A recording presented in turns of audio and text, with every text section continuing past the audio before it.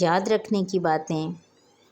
اللہ تعالیٰ نے ہمیں سننے کی طاقت عطا فرمائی۔ اس نعمت کی قدر اس سے پوچھیں جو سن نہیں سکتا۔ اس لیے ہم امی ابو، بہن بھائی اور اساتذہ کی بات توجہ اور دھیان سے سنیں اور عمل کریں۔ جو بات جتنے ادب سے سنی جائے گی اس سے اتنا ہی فائدہ ہوگا۔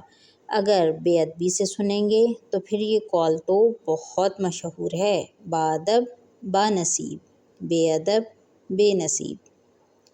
مسجد میں کوئی بیان ہو رہا ہو یا استاد صاحب پڑھا رہے ہوں تو خاموش رہ کر توجہ اور دھیان سے ان کی بات سنی جائے۔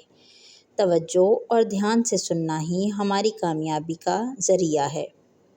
ہم اپنے کانوں کو صرف اچھی باتیں سننے میں استعمال کریں، جیسے قرآن پاک کی تلاوت، نعت، پیاری پیاری نظمیں، اور اپنے کانوں کو نافرمانی کی آوازیں سننے سے بچائیں۔